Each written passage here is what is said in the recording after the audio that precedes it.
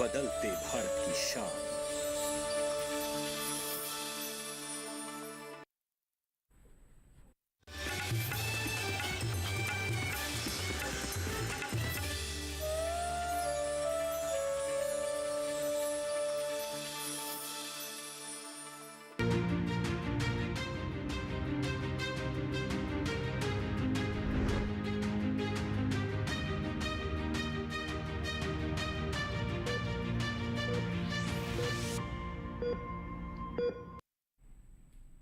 नमस्कार, स्वागत है आपका स्वस्थ राष्ट्र की कल्पना पर आधारित कार्यक्रम स्वस्थ किसान में।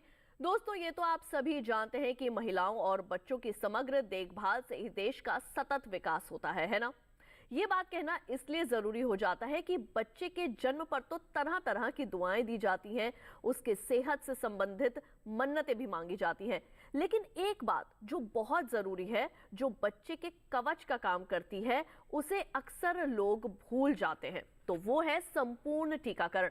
आपको बता दें कि सुरक्षित मातृत्व और संपूर्ण टीकाकरण स्वस्थ भारत की एक ऐसी आशा है, एक ऐसी उम्मीद है जो स्वास्थ्य सेवाओं के अलावा कुपोषण और जच्चा बच्चा के जीवन को जोड़ने का काम करती हैं। गौरतलब है कि टीकाकरण के अभाव में, या कह लीजिए कि जागरूकता की कमी के कारण, ग्रामीण इलाकों में तो 4 में से 1 की मृत्यु निमोनिया और डायरिया के कारण हो जाती है। हालांकि सुरक्षित मातृत्व और संपूर्ण टीकाकरण जैसे अभियान भी चलाए जा रहे हैं। अंतरिम बजट में सरकार ने सर्वहरा वर्ग के लोगों के लिए यूनिवर्सल टीकाकरण जैसी जन कल्याणकारी योजनाएं लागू की हैं।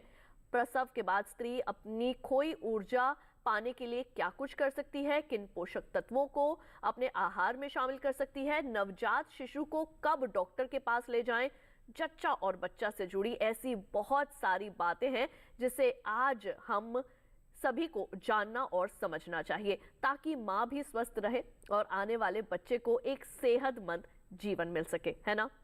आज का कार्यक्रम इन्हीं बातों पर आधारित है। विषय है हमारा एक छोटी सी आशा, स्वस्थ बचपन, सुरक्षित मातृत्व और संपूर्ण टीकाकरण, एक जागरूकता। सुरक्षित प्रसव और संपूर्ण टीकाकरण से जुड़ी बातों को बताने के लिए हमारे साथ देश के 2 बड़े विशेषज्ञ मौजूद हैं। आप हैं डॉक्टर अर्चना मिश्रा, आप वीएमएमसी और सफदरजंग अस्पताल में प्रसूति एवं स्त्री रोग विभाग में प्रोफेसर हैं। आप खास तौर पर गर्भावस्था के दौरान होने वाली समस्याओं और मां के स्वास्थ्य पर प्रकाश डालेंगी। आपका बहुत बहुत स्वागत है हमारे स्टूडियोज में डॉक्टर अर्चना।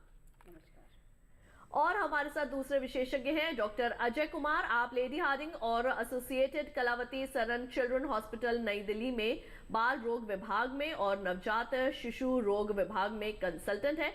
आप बच्चे के कुपोषण के कारण और लक्षण के अलावा वैक्सीन के तमाम पहलुओं की जानकारी देंगे। और आपका भी बहुत बहुत स्वागत है हमारे कार्यक्रम में। और इसके साथ ही आप हमारे टोल फ्री नंबर्स जो है वो जल्दी से नोट कर लीजिए। हमारे टोल फ्री नंबर है 1800-113060, 1800-113061। ये हमारे टोल फ्री नंबर्स हैं। आप इन विषयों से संबंधित कोई भी जानकारी हासिल करना चाहते हैं, फोन कर सकते हैं। इन नंबर पर कॉल करने का आपका कोई भी शुल्क नहीं लगेगा। इससे पहले कि हम बातचीत की शुरुआत करें, आइए देखते हैं सुरक्षित मातृत्व पर एक विशेष रिपोर्ट।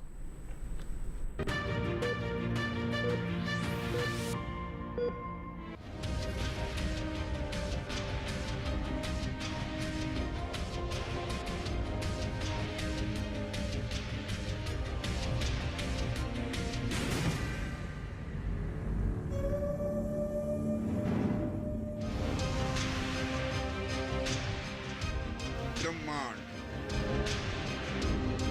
इस ब्रह्मांड में एक नियम है। इसी नियम से हम और आप सभी जुड़े हुए हैं, क्योंकि ब्रह्मांड और गर्भ दोनों में द्रव्य भी है और ऊर्जा भी है।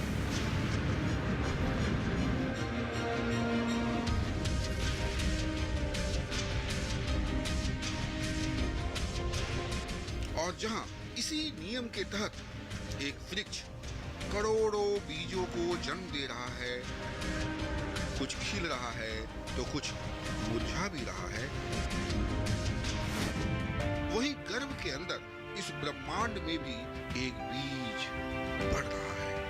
फेफड़े हवा पी रहे हैं, पेट के अंदर के इस ब्रह्मांड में खून दौड़ रहा है और धीरे धीरे आकार लेता हुआ शिशु का शरीर जन्म लेने के लिए व्याकुल हो रहा है ना कमाल की बात? जी हाँ, यही तो है निरंतर चलने वाला सृष्टि का विकास। सृष्टि यानी माँ। जी हाँ, माँ। इस एक शब्द को सुनने के लिए नारी अपने सारे अस्तित्व को दांव पर लगा देती है। नारी अपने कोरे कुंवारे रूप में जितनी सलोनी दिखती है, उतनी ही सुहानी वो विवाहिता होकर भी लगती है। लेकिन उसका नारीत्व तो तभी संपूर्णता को प्राप्त होता है जब आपार कष्ट के बावजूद वो माँ बन जाती है और फिर एक गुदगुदाता जीवन उसके कलेजे से आ लगता है। तब हर्ष से चमकते इनके चेहरे, लाज और लावण्य से दीप्तिपाते इनके भाव को किसी भाषा की आवश्यकता नहीं होती। बस आवश्यकता होती है कुछ सावधानियों की, क्योंकि ईश्वर हर जगह नहीं पहुंच सकता, इसलिए उसने कोख दी है और माँ बनाई है। जी हाँ, किसी महिला को माँ के दर्जे तक पहुंचाने वाले 9 महीने काफी महत्वपूर्ण होते हैं। इन्हीं 9 महीनों के दौरान जहाँ माता की पेट में शिशु को कोमल नाल के जरिए माँ की ही श्वास से श्वास मिलती है, इसलिए जरूरी है जानकारी और जागरूकता की, क्योंकि गर्भधारण के दौरान इन्फेक्शन, असुरक्षित गर्भपात या फिर ब्लड प्रेशर जैसी वजहों से हर साल जन्म लेते समय तकरीबन हजारों महिला या नवजात शिशु या दोनों की ही मौत भी हो जाती है। बता दें, भारत दुनिया का पहला ऐसा देश है जहां सुरक्षित मातृत्व दिवस मनाया जाता है, क्योंकि महिलाएं किसी भी समाज की मजबूत स्तंभ होती हैं। तो बच्चे होते हैं देश के भावी भविष्य। ये भविष्य है सेहत के 7 रंगों का, जो जोड़ता है हर नौनिहालों को स्वस्थ जीवन से। भारत में 30% बच्चे हर साल पूर्ण टीकाकरण से वंचित रह जाते हैं। इसलिए मिशन इंद्रधनुष का उद्देश्य गर्भवती महिलाओं सहित जन्म से लेकर 2 साल के बच्चों को 7 प्रकार की बीमारियों से रोकथाम के लिए टीके लगाना है। इससे कोई वंचित न रह जाए। गांव और कस्बे के लोगों को जागरूक किया जाता है। इंद्रधनुष के तहत 0 से 2 वर्ष के बच्चों का टीकाकरण आंगनवाड़ी क्रमांक 2 में अब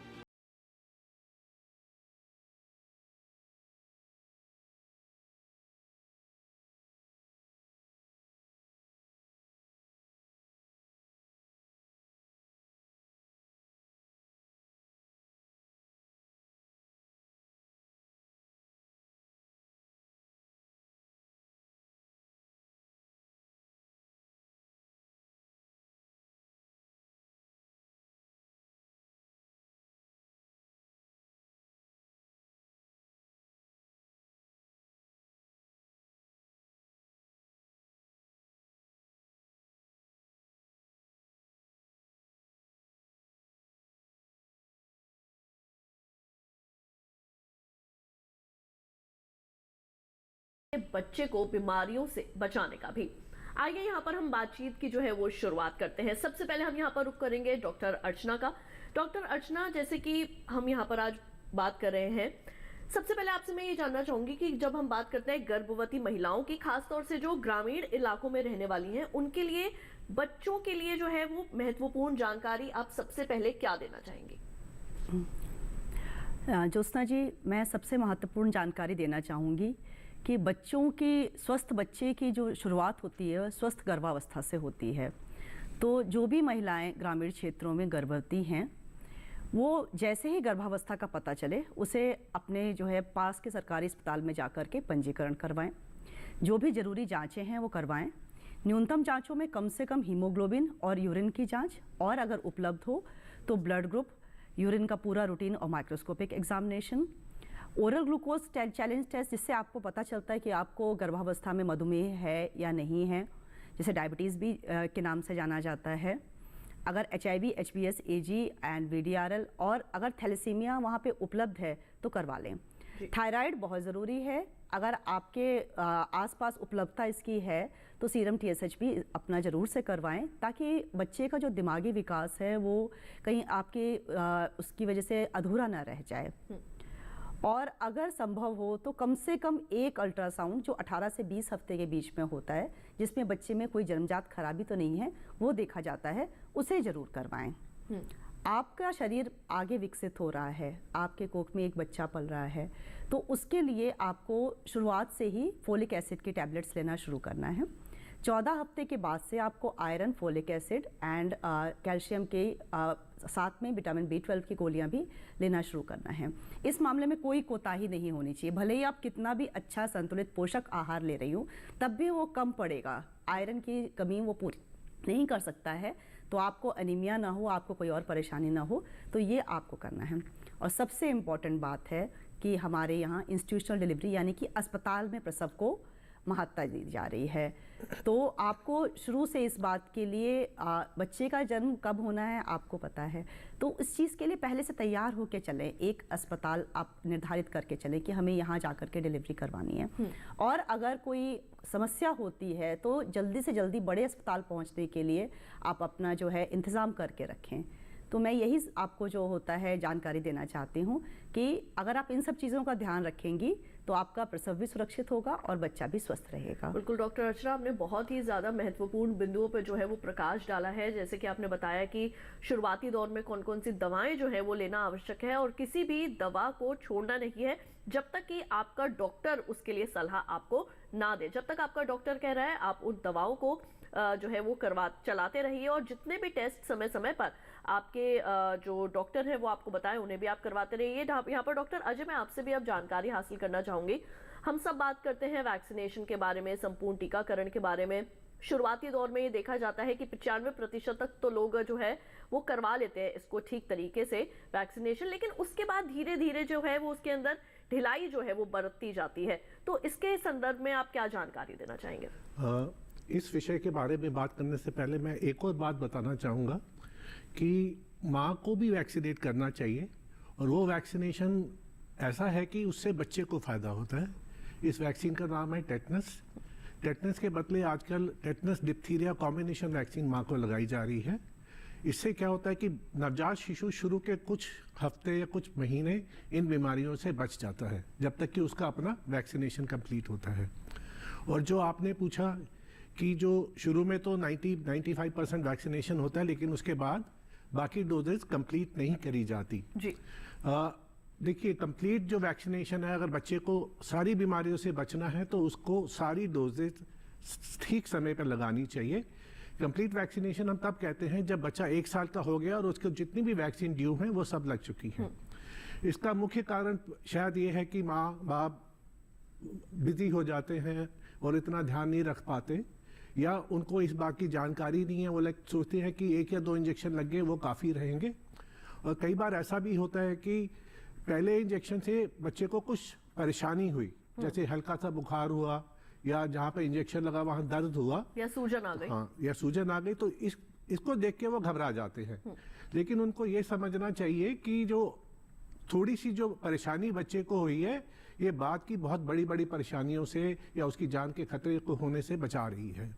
तो मेरा ये कहना है कि वैक्सीनेशन जो भी है पूरा कराए, अन्यथा वो वैक्सीनेशन काम नहीं करेगा। बिल्कुल। और इसी के साथ हमारे पहले कॉलर जो हैं वो विपिन जी सागर मध्य प्रदेश से मौजूद है फोन लाइन पर। आइए कार्यक्रम में उनका सवाल शामिल करते हैं। हेलो हेलो, नमस्कार विपिन जी, आपका स्वागत है कार्यक्रम में। सवाल पूछिए अपना, क्या जानना चाहते हैं विपिन जी? जी मैम, मेरे 2 सवाल है। पहला सवाल में था कि महिलाओं को देखा जाता है प्रसव के बाद ज्यादातर जो खाना पीना दिया जाता है वो गर्म तासीर का दिया जाता है, तो क्या मैम प्रसव के बाद ठंडा बिल्कुल भी कुछ भी नहीं देना चाहिए? अगर हाँ तो फिर ये खान पान डॉक्टरी मतलब सलाह में कितने दिन तक देना चाहिए? और दूसरा सवाल मैम ये था कि एक बड़ा मशहूर स्लोगन है कि 5 साल 7 बार, तो ये 5 साल 7 बार क्या है ये बच्चों के वैक्सीनेशन को लेकर, थोड़ा इसके बारे में भी समझाएं। बिल्कुल, तो आप दोनों के लिए पहले डॉक्टर अर्चना, आपका जो सवाल इन्होंने पूछा है आपके लिए उसे शामिल करते हैं। विपिन जी, आपने बहुत ही अच्छा प्रश्न उठाया है। हमारे परिवार में बहुत सारी भ्रांतियाँ होती हैं, ये गर्म तासीर का खाना है, ये ठंडी तासीर का खाना है। तो और भारत में बहुत सारे लोग जो हैं वो प्योर वेजिटेरियन हैं, तो अब समस्या ये होती है कि भोजन होता है घर में, लेकिन तब भी जो गर्भवती महिला और जो प्रसव के बाद की जो स्थिति है उसमें पौष्टिक भोजन घर में होते हुए भी कई बार हम लोग जो है वो माताओं को नहीं देते हैं कि ये खाना ठंडा करेगा, आपको सर्दी हो जाएगी। मेरा ये कहना है कि प्रसव के बाद आपका जो शरीर है वो स्तनपान के लिए रेडी हो रहा है, आपका जो बच्चा है वो दूध पिएगा, तो आपको कम से कम 640 किलो कैलोरी ज़्यादा का भोजन चाहिए। मेरा ये नहीं कहना है कि नहीं आपको बहुत ज़्यादा घी ही डाल के खाना है या बहुत ज़्यादा मेवा ही डाल रहे हैं, क्योंकि कई परिवार इतना अफोर्ड नहीं कर सकते हैं। तो आपका जो भोजन है वो पौष्टिक होना चाहिए, उसमें ज़्यादा मात्रा में प्रोटीन होना चाहिए, कैल्शियम होना चाहिए, सारे माइक्रोन्यूट्रिएंट्स, आयोडीन, क्लोरीन वगैरह ये सब भी उसमें और होने चाहिए। आपके घर में अगर दूध होता है तो आप उसका सेवन जरूर करें, और नहीं तो अपने लिए उस समय जब आप स्तनपान करा रही हैं तो दूध और दूध से संबंधित जितने भी पदार्थ होते हैं उनको भोजन में ज़रूर आप जो होता है रखें। और आपको समय पे भोजन करना है, आपके शरीर के लिए भी भोजन और आपके जो स्तनपान के लिए जो आपका शरीर है तैयार हो रहा है उसके लिए भी ज़रूरी है। दूसरी बात है, गर्भवती महिलाएं जब प्रसव के बाद ना पानी भी उनको बहुत कम दिया जाता है, जितना पानी होता है पानी उबला हुआ हो, बहुत खुशी की बात है, ये अच्छी बात है। हमारे पूर्वज इसलिए कह गए ताकि पानी साफ मिले, उनको कोई बीमारी ना हो।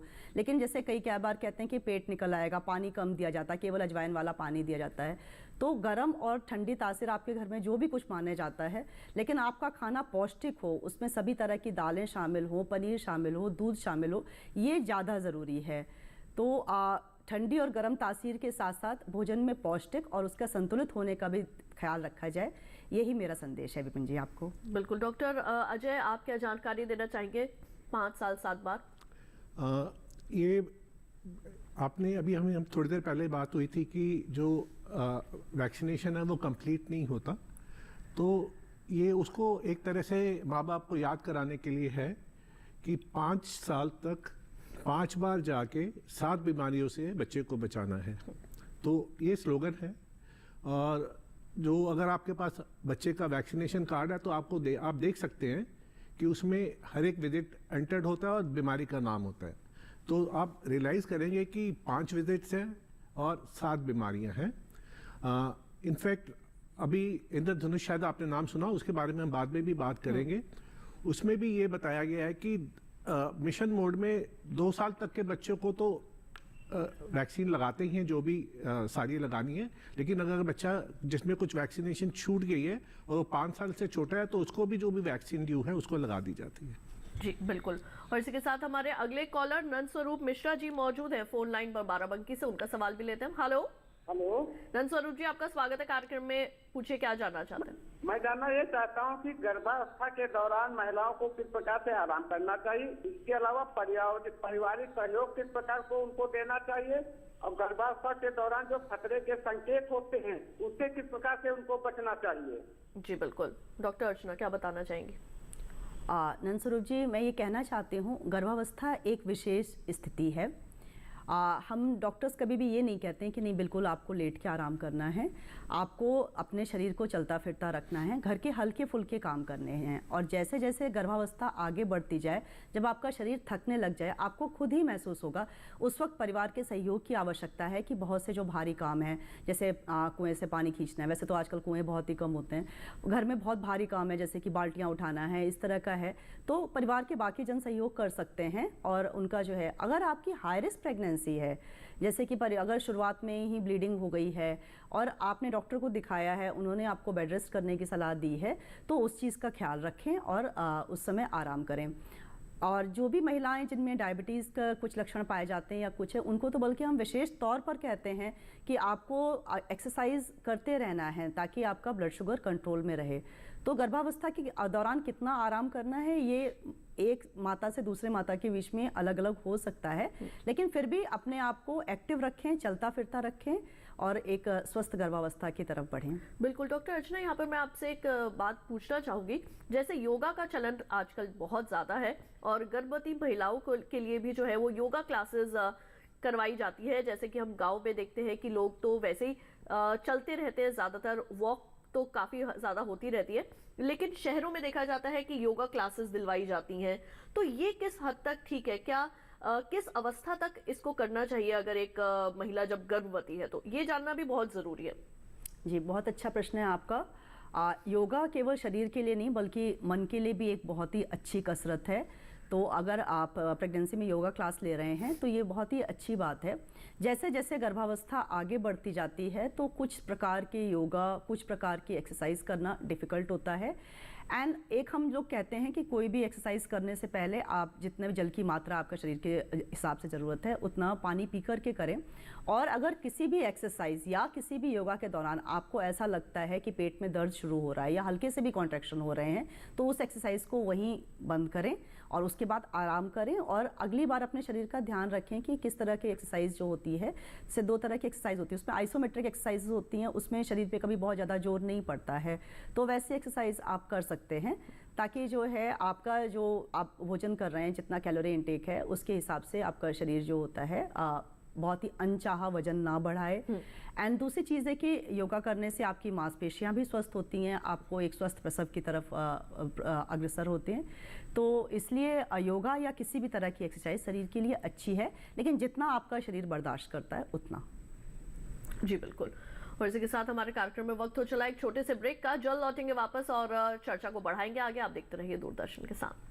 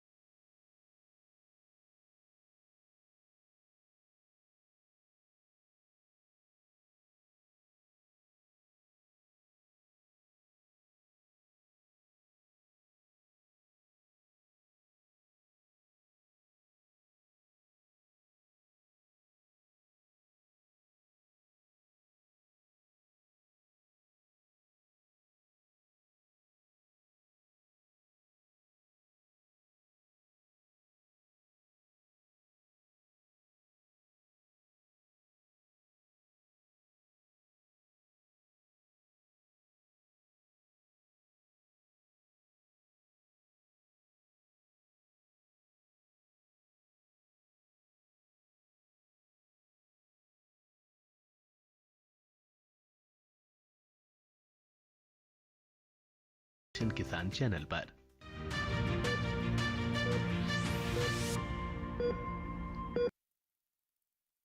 ब्रेक के बाद एक बार फिर आप सभी का स्वागत है दूरदर्शन किसान के हमारे लाइव फोन कार्यक्रम स्वस्थ किसान में, जहां आज हम गर्भवती महिलाओं से संबंधित उनके स्वास्थ्य से संबंधित तमाम जानकारियां हासिल कर रहे हैं और साथ ही साथ बातचीत कर रहे हैं संपूर्ण टीकाकरण के बारे में, बच्चों के संपूर्ण टीकाकरण की।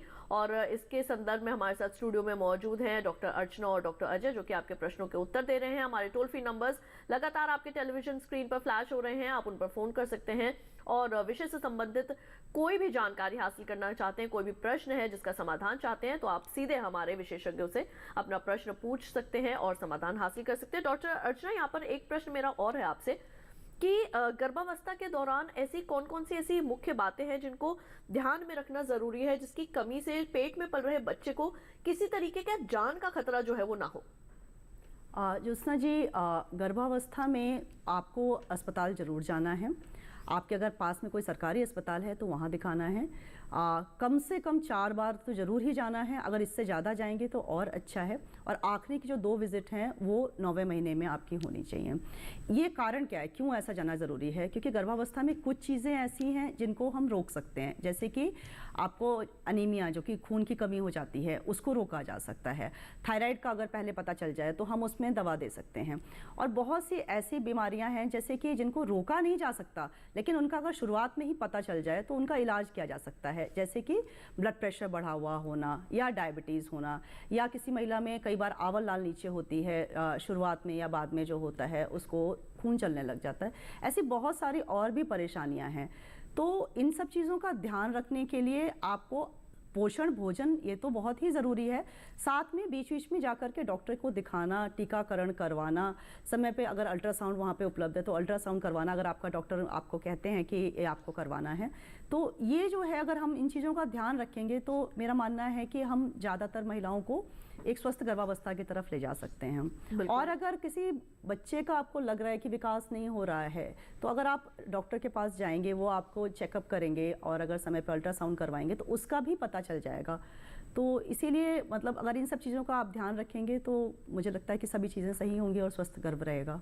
बिल्कुल। तो जितनी हमारी गर्भवती महिलाएं, अगर आप या आपके परिवार वाले इस वक्त ये कार्यक्रम को देख रहे हैं, या अगर आपके घर में छोटा बच्चा है और उसके टीकाकरण से संबंधित कोई भी जानकारी हासिल करना चाहते हैं, तो आप हमें फोन कर सकते हैं। हमारे अगले कॉलर हनुमान प्रसाद जी हनुमानगढ़ राजस्थान से मौजूद है फोन लाइन पर। कार्यक्रम में उनका सवाल आइए शामिल करते हैं। हेलो हेलो, आपका बहुत बहुत स्वागत है कार्यक्रम में, अपना सवाल पूछिए। नहीं सवाल नहीं, मैं तो सबसे बात कर रहा था, सवाल नहीं बना रहा मैंने। हेलो जी ठीक है, हमारे साथ जुड़ने के लिए आपका बहुत बहुत शुक्रिया। डॉक्टर अजय, यहाँ पर आपसे मैं जानना चाहूंगी कि जब जन्म के बाद बच्चा जब पहली बार अपने घर आता है, तो नए माँ बाप थोड़ा उसे समझने में, उसके साथ एक कांटेक्ट बिठाने में थोड़ी उनको दिक्कत भी आती है। जैसे कई बार बच्चा रात भर रोने लगता है, तो माँ बाप समझ नहीं पाते हैं कि किसी तरीके की समस्या बच्चे को हो रही है, क्या वो सो नहीं पा रहा है, या उसको किसी तरीके का कोई कॉलिक का प्रॉब्लम हो रहा है, या जिसे कहते हैं हम गैस की कोई दिक्कत है। तो ऐसी कौन कौन सी परेशानियां बच्चे के पैदा होने के बाद आती हैं आमतौर पर, जिन्हें समझना माता पिता के लिए थोड़ा सा नामुमकिन हो जाता है? बहुत अच्छा सवाल है आपका।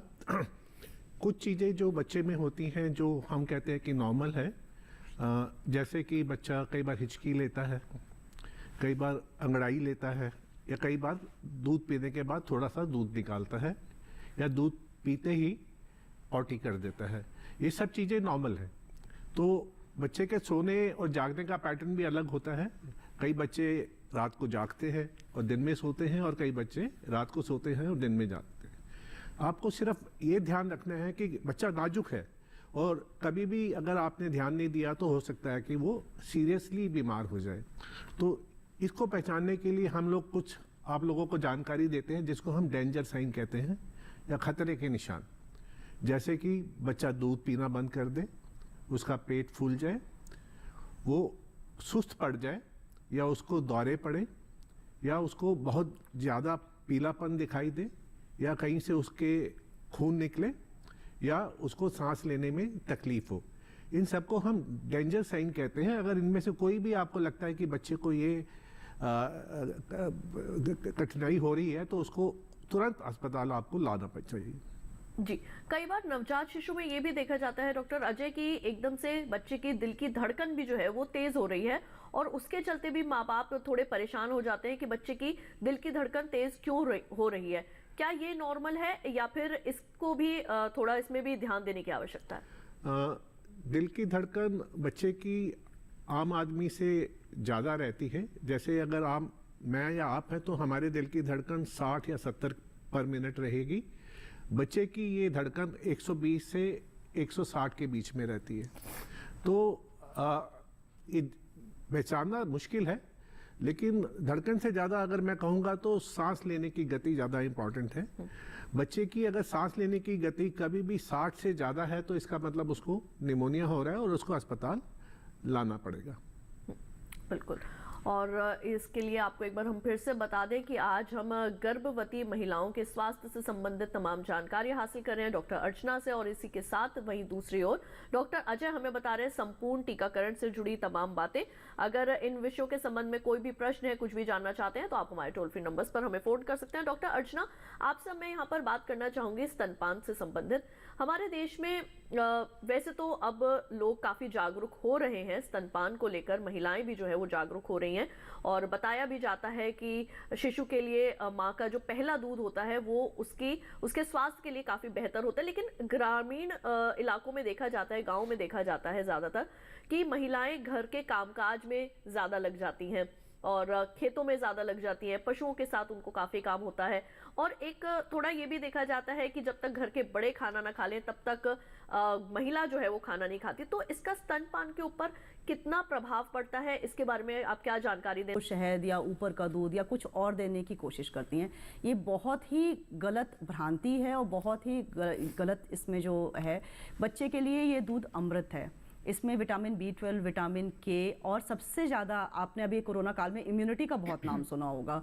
तो बच्चे की इम्यूनिटी, जो कि डॉक्टर अजय ने जैसा बताया, वैसे निमोनिया और डायरिया जैसे रोगों से बचने के लिए, बच्चे की इम्यूनिटी बढ़ाने के लिए IgA जैसे जो तत्व होते हैं वो काफ़ी मात्रा में होते हैं। तो अगर आप किसी भी सरकारी अस्पताल में डिलीवरी कराती हैं, या किसी भी अस्पताल में डिलीवरी करवाती हैं, तो हम कहते हैं कि नॉर्मल डिलीवरी में आधे घंटे के अंदर अंदर माँ का पहला दूध बच्चे को मिल जाना चाहिए। और तरीका भी बताते हैं कि बच्चे की लैचिंग कैसे होनी चाहिए, बच्चे को किस तरह से दूध पीने के लिए कौन सी पोजीशन में लेना है और बच्चे को दूध पिलाने के बाद क्या करना है, ये सारी चीज़ें सिखाई जाती हैं। अगर ऑपरेशन से भी प्रसव हुआ है तो परिवारजनों का ये फ़र्ज़ बनता है कि वो माँ की सहायता करें, क्योंकि वो लेटी होती है, किस तरह से बच्चे को दूध पकड़ करके बच्चे को दूध देना है। दूसरी चीज़ यही है कि ग्रामीण इलाकों में महिलाएं इकॉनमी की बिल्कुल धुरी हैं, वो अपना भी ध्यान रखती हैं, घर के बुजुर्गों का भी ध्यान रखती हैं, पशु खेती बाड़ी सबका ध्यान रखती हैं। आपके घर में हो सकता है पशु हों और आप दूध का काम भी करते हो, लेकिन आपको वो दूध पीना भी है, दूध से जुड़े जितने पदार्थ हैं वो भी ज़्यादा मात्रा में लेने हैं। प्रोटीन, कैल्शियम, संतुलित भोजन, ज़्यादा कैलोरी वाला भोजन, यानी कि करीब 640 किलो कैलोरी का मैंने आपको पहले भी बताया, उतना आपको लेना है। समय पे भोजन करना है, बहुत इंपॉर्टेंट चीज़ है। और साथ में स्तनपान के लिए समय निकालना है। आपको पूरे दिन में 24 घंटे में 8 से 12 बार स्तनपान जरूर करवाना है, और कभी भी अंतराल इसका 2 से 4 घंटे से ज़्यादा नहीं होना चाहिए। और पहले 6 महीने बच्चे को केवल और केवल स्तनपान की ही आवश्यकता होती है। तो इस चीज़ का आपको ध्यान रखना है कि परिवार की बाकी जिम्मेदारियों को निभाते हुए आप खुद भी पोषण वाला भोजन लें और साथ में स्तनपान के जो समय है उसका भी ध्यान रखें। बिल्कुल, आपने बहुत महत्वपूर्ण एक बात कही है कि स्तनपान के अंदर जो है वो 2 से 4 घंटे से ज़्यादा जो है वो गैप जो है वो नहीं होना चाहिए। और इसी के चलते हमारे एक अगले कॉलर फोन लाइन पर मौजूद हैं, श्याम सिंह जी। आइए उनका सवाल शामिल करें। हेलो जी, नमस्ते मैम। जी, आपका बहुत बहुत स्वागत है कार्यक्रम में। सवाल पूछिए, क्या जानना चाहते हैं? मैम, क्या आप ये हम जानना चाहते हैं, ये जो रेशम कीट पालन की जो व्यवस्था है। जी हेलो। जी जी जी, प्रश्न दोहराएं। जी, ये जो आप रेशम विभाग से बोल रही हैं ना मैम? जी जी। तो हम इसका कीट पालन का व्यवसाय करना चाहते हैं, तो इसके लिए हम जानकारी चाहिए कि हम कहाँ संपर्क करें, कैसे क्या करें। बिल्कुल, अगले कार्यक्रम में आपको इसकी जानकारी जरूर मिल जाएगी। कार्यक्रम में यहाँ पर हम आगे बढ़ते हैं और डॉक्टर अजय, आपसे मैं यहाँ पर ये जानना चाहूंगी कि कौन कौन से टीकाकरण जो है वो सबसे ज्यादा महत्वपूर्ण होते हैं जो बच्चों के लिए। और कई बार गाँव के अंदर ये भ्रांति भी जो है वो होती है कि बच्चे को टीका नहीं लगवाना चाहिए, उसके कोई दुष्प्रभाव भी बच्चे के ऊपर हो सकते हैं। तो मैं चाहूंगी कि आप इसके ऊपर भी थोड़ी रोशनी डालें। जो हम लोग बच्चे को पहले साल में टीके लगाते हैं, मैं आपको एश्योर करना चाहूँगा, मैं आपको समझाना चाहूँगा कि उनके कोई ख़राब प्रभाव नहीं है। उसके इतने ज़्यादा बेनिफिट है कि आप उसको इग्नोर नहीं कर सकते।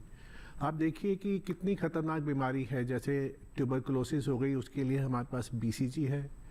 एक पेंटावेलेंट वैक्सीन है जो 5 बीमारियों से बचाती है, जैसे डिप्थीरिया, काली खांसी, टेटनस, हेपेटाइटिस, निमोनिया, मेनिंजाइटिस की बीमारी होती है, एच इन्फ्लुएंजा, उससे बचाती है।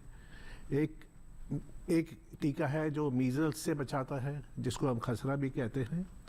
तो इन खतरनाक बीमारियों से बचाव के लिए अगर देखो दो बातें हो सकती हैं, या तो ये बच्चे को इन्फेक्शन होगा और उसके बाद जो इन्फेक्शन होगा वो बहुत ही खतरनाक रहेगा, और उसकी दूसरी ऑप्शन ये है कि बच्चे को टीका लगाए, जिससे या तो ये इन्फेक्शन होगा ही नहीं, और अगर हुआ भी, जिसके चांसेस कम है, तो अगर हुआ भी तो बहुत ही हल्का होगा, बहुत ही माइल्ड होगा, और बच्चे की जान को तो बिल्कुल भी खतरा नहीं रहेगा।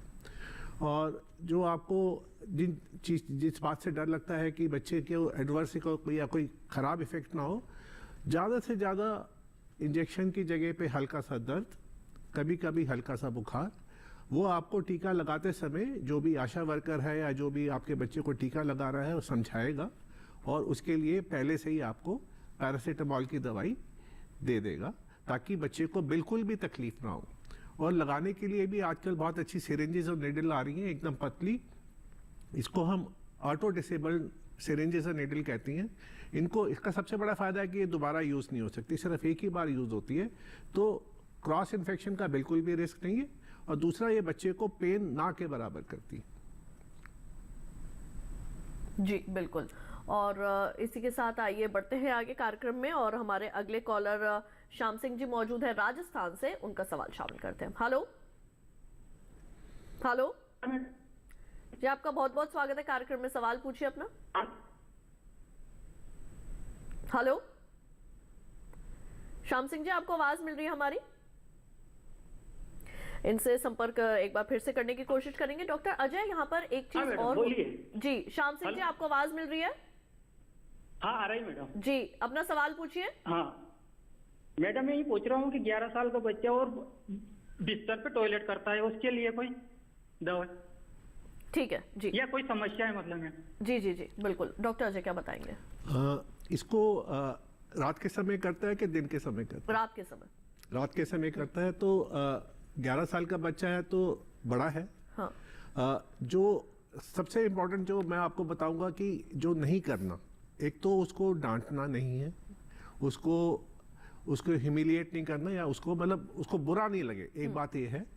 दूसरा ये है कि आपको अच्छा होगा कि किसी विशेषज्ञ को दिखाएं। वो ये देखना चाहेंगे कि उसको यूरिन का कोई इन्फेक्शन तो नहीं है, या उसके पेशाब करने के जो ऑर्गन्स हैं वो ठीक बने हैं कि नहीं बने।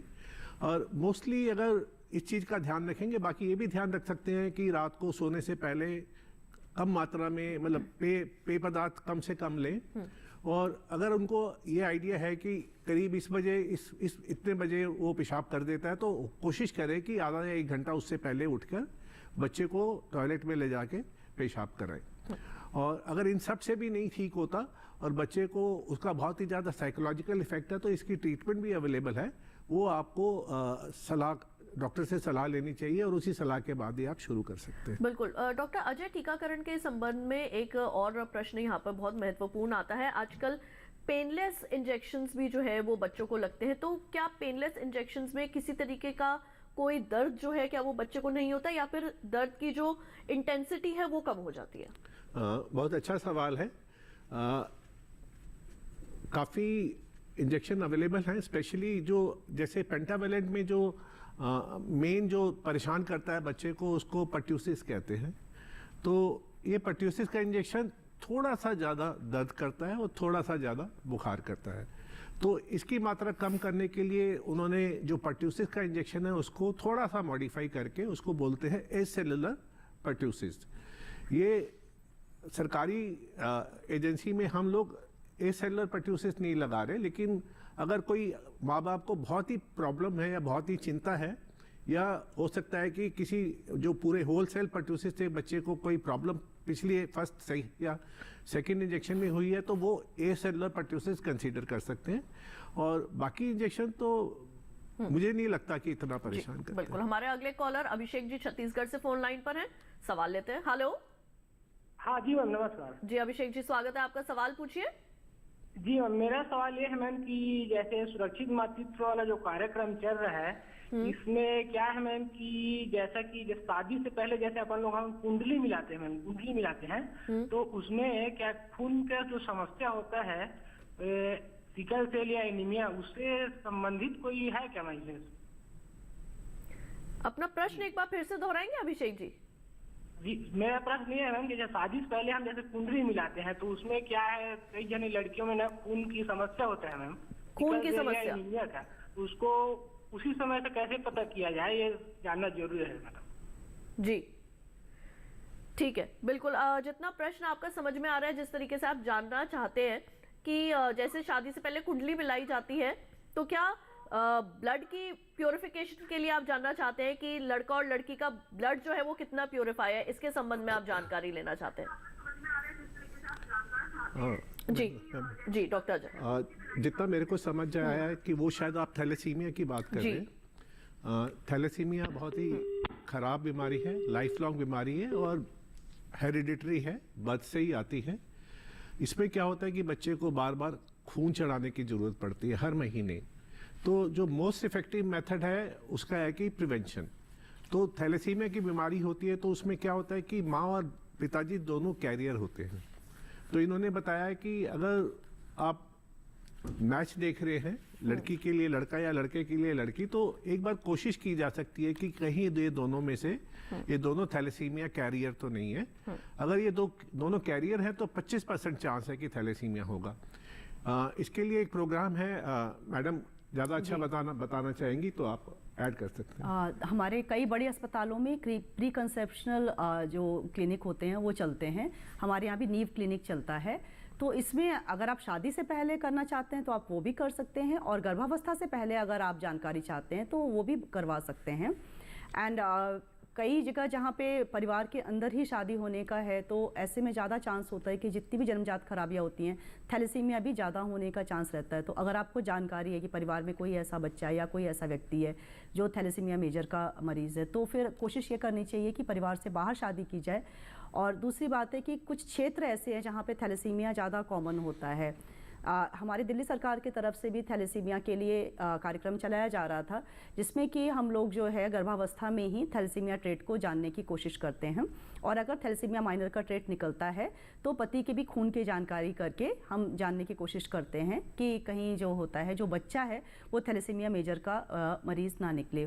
तो अगर आपके यहाँ उपलब्धता है तो आप जो गर्भावस्था में मैंने बाकी जांचें करवाई हैं, इसके साथ साथ थैलेसीमिया भी जो है उसकी जांच करवा लें। इसके लिए हम थैलेसीमिया अवेयरनेस वीक भी करवाते हैं। जी बिल्कुल। डॉक्टर अजय, यहाँ पर आपसे मैं ये जानना चाहूंगी कि अगर किसी बीमारी के खिलाफ बच्चे को टीकाकरण लग चुका है तो क्या आगे जाके बच्चे को वो बीमारी नहीं होगी? बिल्कुल इम्पोर्टेंट सवाल है। कई बार माँ बाप पूछते हैं कि इसको तो पूरे इंजेक्शन लगे हुए हैं काली खांसी के, पर्टूसिस के, तो ये बाद में एक जिसको हम बूस्टर कहते हैं, जो 15 से 18 महीने के बीच में और 4 साल के करीब लगाए जाते हैं। तो होता क्या है कि समय के साथ कुछ बीमारियों की जो इम्यूनिटी है वो थोड़ी कम हो जाती है। तो एकदम सेफ रखने के लिए कि बच्चे को एकदम 100% प्रोटेक्शन रहे, हम लोग बूस्टर्स लगाते हैं। ऐसी टेटनस की है, टेटनस में भी बार बार हर 5 या 10 साल में एक बूस्टर लगाया जाता है। तो बूस्टर लगा के एकदम 100% प्रोटेक्शन हो सकता है। और जिन बीमारियों का बूस्टर नहीं है तो ऑब्वियसली उन बीमारियों के दोबारा होने के चांसेस ना के बराबर हैं। और अगर हो भी जाती है तो जैसे मैंने पहले बताया कि बहुत ही माइल्ड होती है और कई बार तो पता भी नहीं लगता कि ये बीमारी हुई और ठीक हो गई। जी बिल्कुल। और इसी के साथ हमारे अगले कॉलर फोन लाइन पर मौजूद है, आइए उनका सवाल शामिल करें। हेलो हेलो हेलो जी, आपका बहुत बहुत स्वागत है कार्यक्रम में। अपना सवाल पूछिए, क्या जानना चाहते हैं? मैं जानना चाहता हूँ जी, एक बच्चा है जी 5 साल का जी। हाँ जी, बच्चा है 5 साल को, बाथरूम करता है जी बार बार। ठीक है, रात के समय? मैं ये जानना चाहता हूँ, बच्चे है जी 5 साल के। रामजी लाल जी, हमें आपका प्रश्न मिल चुका है कि आपका बच्चा है 5 साल का और वो रात को जो है वो पेशाब करता है रात के समय। ठीक है, बिल्कुल। क्या बताएंगे डॉक्टर अजय? Same problem. हाँ, तो अभी थोड़ी देर पहले मैंने बताया कि उसको डांटना नहीं है, उसको ह्यूमिलिएट नहीं करना, और उसको आप सपोर्ट करेंगे। उसमें सपोर्ट में क्या है कि आप थोड़ा सा अपना मॉडिफिकेशन कर सकते हैं बच्चे के लिए, कि जैसे रात को सोने से पहले 1 या 1.5 या 2 घंटे पहले लिक्विड पदार्थ ना दें। दूसरा, अगर आपको थोड़ा सा आइडिया है कि 1 या 2 बजे करता है रात को, तो कोशिश करें कि उससे आधा या 1 घंटा पहले उठ के उसको पेशाब करा दें। और 5 साल का बच्चा है, देखिए आज तक हमने कोई ऐसा नहीं देखा कि वो अडल्ट है और बिस्तरे में करता है, तो ये बीमारी अल्टीमेटली तो ठीक होगी, इसमें तो कोई दो राय नहीं है। कई बार बच्चे के दिमाग पे उसका असर इसलिए पड़ता है कि वो सोचता है कि मैं अगर मान लो जो पिकनिक पे जाऊं या कैंप में जाऊं और या कहीं मेरे को रात को रुकना पड़े, और अगर ऐसे वहां पर हो गया तो बड़ा मुश्किल रहेगा। जी बिल्कुल। अब डॉक्टर अजय, यहाँ पर हम मिशन इंद्रधनुष के संबंध में जो है वो आपसे जानकारी हासिल करना चाहेंगे कि संपूर्ण टीकाकरण के संबंध में क्या जानकारी देंगे आप मिशन इंद्रधनुष को ध्यान में रखते हुए? देखिए, अभी बात हुई थी, जैसे आज का विषय है संपूर्ण टीकाकरण। तो ये देखा गया कि शुरू में तो माँ बाप बच्चे को वैक्सीनेशन लगाते हैं, लेकिन जैसे जैसे समय गुजरता है, बच्चा 6 या 7 या 8 महीने का हुआ, तो तब रियलाइज किया कि जो कवरेज है कंप्लीट वैक्सीनेशन का, जो 1 साल तक सारी वैक्सीनेशन होनी चाहिए थी, वो बहुत कम है। अब इसके लिए क्या किया जाए? तो उसके लिए ऑपरेशन इंद्रधनुष या मिशन इंद्रधनुष शुरू किया गया। और एक और उसमें बच्चों के लिए, जो छोटे बच्चे हैं उनके लिए एक और नुकसान हुआ कि बीच में कोविड आ गई। कोविड आने से क्या हुआ कि हम हेल्थ संस्थाओं का सारा ध्यान कोविड की तरफ चला गया और माँ बाप का भी सारा ध्यान उस तरफ था। तो उसमें काफ़ी सारे ऐसे बच्चे हैं जिनको 1 साल तक जो वैक्सीनेशन होना था वो नहीं मिला।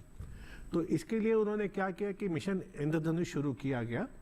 इसमें इंद्रधनुष में 7 रंग होते हैं।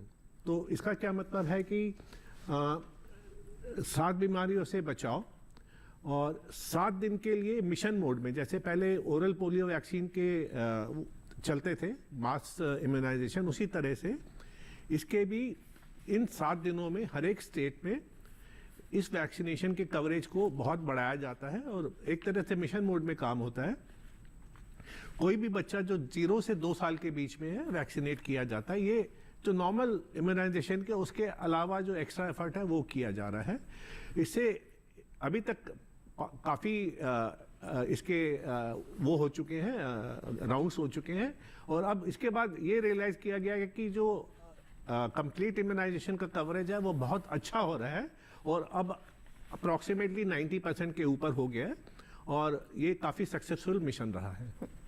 जी बिल्कुल। और ये तो बात हुई संपूर्ण टीकाकरण की, और अब आइए देखते हैं कि संपूर्ण टीकाकरण किस तरीके से देता है एक शिशु को स्वस्थ जीवन। इस पर हमारी एक खास पेशकश।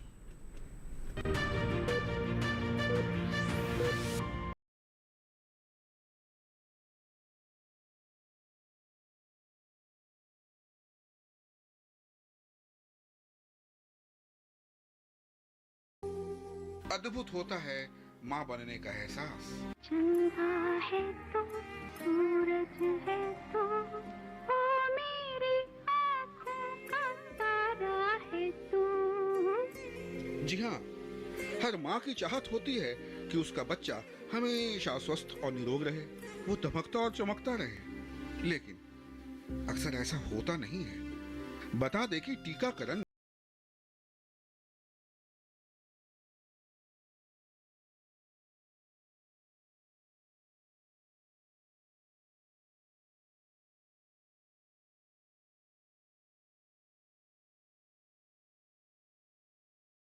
इन्हीं ज्वलंत मुद्दों को देखते हुए प्रधानमंत्री श्री नरेंद्र मोदी जी की ओर से उठाया गया कदम है प्रधानमंत्री सुरक्षित मातृत्व अभियान और मिशन इंद्रधनुष।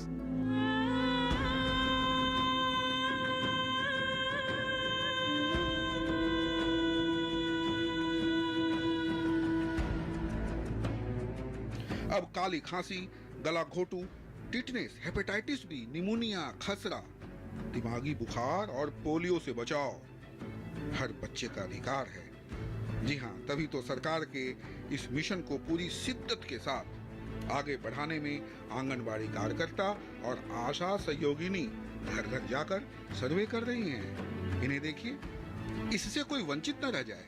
गांव और कस्बे के लोगों को जागरूक किया जाता है, पता लगाया जाता है कि कहीं उनका बच्चा छूट तो नहीं गया। मिशन इंद्रधनुष के तहत 0 से 2 वर्ष के बच्चों का टीकाकरण आंगनवाड़ी क्रमांक 2 में।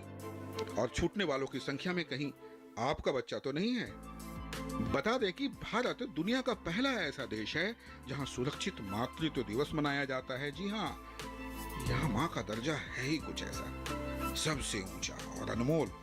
अनमोल इसलिए कि असमय माँ को कुछ होने से न केवल बच्चे बल्कि पूरा का पूरा परिवार ही बिखर जाता है। इसलिए तो प्रत्येक माह की 9 तारीख को जहां सभी गर्भवती महिलाओं की प्रसव पूर्व देखभाल की जाती है, वहीं सेहत का ये 7 रंग यानी मिशन इंद्रधनुष जोड़ता है हर नौनिहालों को एक स्वस्थ जीवन से। इस अभियान से बच्चों की सुरक्षा तो सुनिश्चित हो ही रही है, मातृत्व सुरक्षा को भी एक बहुत बड़ा बल मिल रहा है, और ये बल है माँ का भी और उनके बच्चे को खतरनाक बीमारियों से बचाने का भी, क्योंकि बच्चे हैं तो देश का भविष्य है। राजेश मिश्र, दूरदर्शन किसान।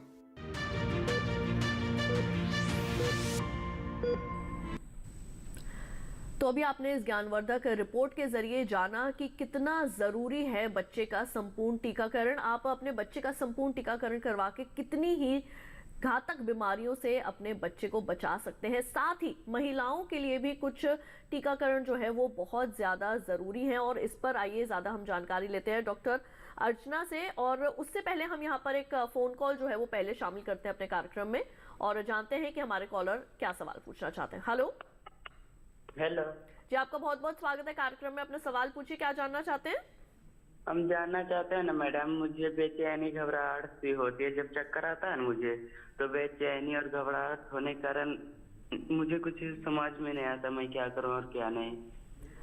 ये गर्भवती महिलाओं और बच्चों के संपूर्ण टीकाकरण से संबंधित हम यहाँ पर कार्यक्रम में बातचीत कर रहे हैं और लेकिन फिर भी हम कोशिश करते हैं कि आपके सवाल को शामिल किया जाए। डॉक्टर अर्चना कुछ बताना चाहेंगे इसके बारे में? जितना मैं समझ पा रही हूँ आपको मुझे लगता है किसी विशेषज्ञ को दिखाने की आवश्यकता है। हो सकता है कि आपका ब्लड प्रेशर हाई या लो होता हो, या हो सकता है आपको शुगर जी की बिल्कुल, कोई तो आसपास के कोई अगर विशेषज्ञ हैं तो उनको आप दिखा सकते हैं। डॉक्टर अर्चना, एक बहुत ही महत्वपूर्ण सवाल, हाल ही में बजट में भी जो है इसके संदर्भ में बातचीत हुई है। सर्विकल कैंसर के संबंध में वैक्सीनेशंस जो हैं अब लगने लगी हैं महिलाओं को भी, तो कौन सी उम्र से कौन सी उम्र तक की महिला को ये वैक्सीनेशन करवाना चाहिए अपना, और इसके साथ ही क्या गर्भवती महिला अभी ये वैक्सीनेशन ले सकती है या अपनी डिलीवरी के कितने समय के बाद? ये बहुत ही अच्छा प्रश्न आपने पूछा, क्योंकि हम जितने भी गायनेकोलॉजिस्ट हैं इस चीज़ के लिए बहुत समय से प्रयत्न कर रहे थे और सरकार ने अब हमारी बात को सुना है, माना है। सर्वाइकल कैंसर का जो कारण होता है वो HPV नाम का एक वायरस होता है। जैसे कोरोना वायरस होता है वैसे HPV वायरस होता है, तो इसके अगेंस्ट वैक्सीनेशन है। इस बीमारी का पूरा जो है बचाव ये हो सकता है, प्राइमरी प्रिवेंशन हो सकता है। तो ये जो टीकाकरण है ये बिल्कुल शिशुओं के लिए नहीं है, अभी कन्याओं के लिए बात हो रही है। तो 9 से 15 वर्ष की जो कन्याएं होती हैं उनके लिए सबसे अच्छा है, क्योंकि उस टाइम पे जो इम्यूनोजेनेसिटी होती है, यानी कि रोगों से लड़ने की जो बनाने की जो क्षमता होती है वो सबसे ज़्यादा होती है। तो उस वक्त अगर एक डोज भी मिल जाए तो भी बहुत ही अच्छा है। तो और सबसे बड़ा इसमें जो अभी जो परिवर्तन आया है वो ये है कि अभी तक जो हम 2 वैक्सीन यूज़ कर रहे थे, सर्वरेक्स और गार्डासिल, ये दोनों, और गार्डासिल 9, ये दोनों जो है, ये तीनों जो हमारे वैक्सीन्स थे ये बाहर के बने हुए थे, काफ़ी महंगे पड़ते थे। तो इसीलिए हमारे जो सरकारी टीकाकरण का जो है उसमें हम इसे शामिल नहीं कर पा रहे थे। वैसे कुछ प्रदेश थे जो बच्चों को स्कूल से ही एनरोल करके बच्चियों को ये दिया जाता था टीकाकरण, लेकिन अब जो है सर्वावैक नाम के एक भारत में बनी, भारत सीरम के द्वारा बनाई हुई जो होती है, ये हमारी एक आ गई है, हमारी वैक्सीन आ गई है। और ये बहुत ही अच्छी बात है कि अब जो होता है ये वैक्सीन काफ़ी सस्ती भी पड़ेगी और सभी कन्याओं को इसको दे सकेंगे। ये वैक्सीन वैसे 45 वर्ष तक दी जा सकती है, लेकिन सबसे अच्छा प्रभाव आता है अगर 9 से 15 वर्ष तक दिया जाए, या 15 से 20 वर्ष तक भी दे सकते हैं, लेकिन 3 डोज देने पड़ेंगे। बिल्कुल। तो वहीं दोस्तों अभी स्वास्थ्य मंत्रालय की ओर से एक ट्वीट आया है जिसमें वायरल फ्लू से बचाव के बारे में कुछ निर्देश दिए गए हैं। बता दें कि इन दिनों राजधानी दिल्ली समेत पूरे उत्तर भारत के अंदर लोगों को फ्लू ने जो है वो चपेट में लिया हुआ है, और हर तीसरे घर में इस वक्त खांसी जुकाम जैसी परेशानियां जो है वो लोग इस वक्त देख रहे हैं। तो कुछ ऐसी सावधानियां हैं जिनको आप भी जो है वो बरत सकते हैं। और इस ट्वीट में लिखा है कि छींकते और खांसते वक्त अपने मुंह को रुमाल व कपड़े से ढककर जरूर रखें। अपने हाथ को साबुन और पानी से बार बार धोएं। नाक और मुंह को बार बार न छुएं। भीड़ भाड़ वाले जगहों पर जाने से बचें और फ्लू संक्रमित व्यक्ति से एक हाथ की दूरी बनाए रखें। बुखार और खांसी जैसी अगर समस्या है तो इस स्थिति में सार्वजनिक जगहों पर जाने से बचें। खूब सारा पानी पिए, पौष्टिक आहार और भरपूर नींद लें। हाथ किसी से ना मिलाएं। दैहिक संपर्क में आने वाले अभिवादन से बचें। सार्वजनिक जगह पर ना थूकें और डॉक्टर के परामर्श के बिना किसी भी प्रकार की कोई दवा ना लें।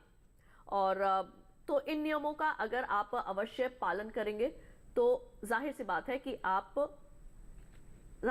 है आप फ्लू से जो है वो बच सकते हैं। और केवल माताओं की सुरक्षा नहीं बल्कि शिशुओं की भी सुरक्षा इसमें बहुत जरूरी है। पिछले सप्ताह हमारे पास कुछ मेल भी आए थे और बिहार के गोपालगंज से कौशल किशोर ने ये जानना चाहा है कि उन्हें लगातार जोड़ों का दर्द रहता है, दवाइयां काम नहीं करती है, क्या करें। जयपुर से 17 साल के केशव मीणा अपनी आंखों की कम होती रोशनी से काफी चिंतित हैं। आगरा से और राघव कौशिक समस्या ये लिखते हैं कि रूखी त्वचा को लेकर क्या कुछ करने की आवश्यकता है। हमारी पूरी कोशिश होगी कि बहुत जल्दी हम विशेषज्ञों के सामने आपकी समस्याओं को लेकर हाजिर होंगे, जिसकी सूचना आपको कार्यक्रम से 2 दिन पूर्व टीवी के माध्यम से मिल जाएगी। तो आप हमें अपने जो है वो मेल भी कर सकते हैं अपने प्रश्न, अगर आप किसी भी तरीके की और कोई समस्या से इस वक्त जूझ रहे हैं। तो हमारा जो ईमेल आईडी है वो है swasthkisanlive@gmail.com। तो किसान भाइयों बहनों, और हमारे इस वक्त कई दर्शक हमें लाइव भी जो है वो देख रहे हैं, तो swasthkisanlive@gmail.com ये हमारा ईमेल आईडी है, इसे आप नोट कर लीजिए। किसी भी तरीके की अगर कोई समस्या आपके सामने इस वक्त है तो आप हमें मेल कर सकते हैं, और हम पूरी कोशिश करेंगे कि उसी से संदर्भ में जो हमारे डॉक्टर्स हैं उनको हम अपने प्रोग्राम में बुलाएं और उन विषयों पर बातचीत करें।